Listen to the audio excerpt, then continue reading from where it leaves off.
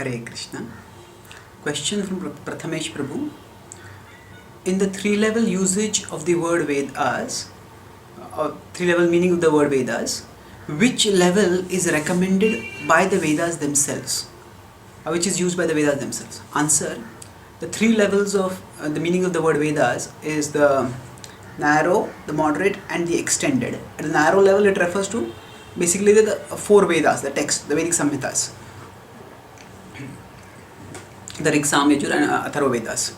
At a broad level it refers to the Vedic body of knowledge, which also include the Upanishads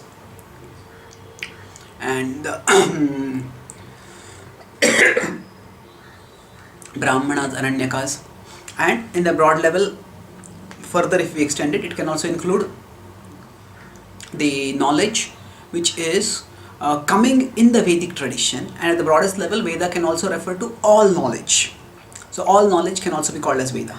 Now in what sense is the word used, which uses comes in the Vedas themselves? Now when we look in the Vedas themselves, the Vedas self-referentially refer to the books. So the convention, the old traditional usage is to refer by the Vedas to themselves as Vedas. Now if you look at Jiva Goswami's commentaries, Sandarbhas, or Baldev Vidyabhushan's Govinda Bhashya, we find that he differentiates between Shruti and Smriti. So now Shruti, he refers to the original four Vedas. Of course in Shruti he also includes the Upanishads. So it's not the very narrow meaning of the Vedas that he uses. Smriti also he includes in Smriti he keeps as a separate category. And Bhagavad Gita also he classifies usually as Smriti. But importantly, whenever Vedic knowledge is referred by the Acharyas, Veda Apaurushayatva, so or Veda Ekavakyata.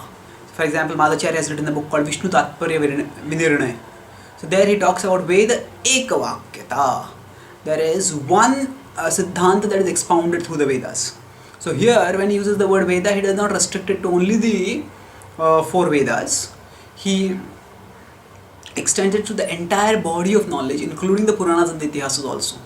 And he uses reasoning to establish how Vishnu is the ultimate reality who is pointed towards by all the Vedas. So similarly, when the Veda Purushatva is talked about, that the Vedas do not come from or the Vedas transcendental nature is talked about, at that time it is you said to refer to the entire body gamut of Vedic knowledge, not just to a particular only particular set of books. That means not just the four Vedas, but the Vedas, the Upanishads and the Puranas are all included. Now the very broad sense of the word Veda as referring to all knowledge, that is rarely used in the tradition, but that is also a valid use.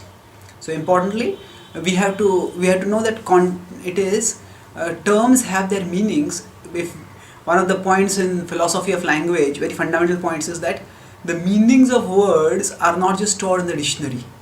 They are also dependent on contextual usage. And one meaning may become more predominant and another may become less predominant at a particular time.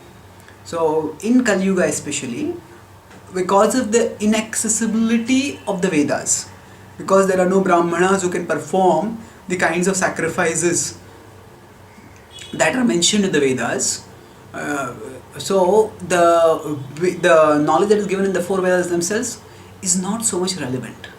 Rather, the knowledge that is given in the Purana, and especially in the Bhagavatam, which is Kalau Nashtadushamesha Puranarko Adunoditaha, which is risen to dissipate the darkness of Kali Yuga, that knowledge is the most relevant for all of us.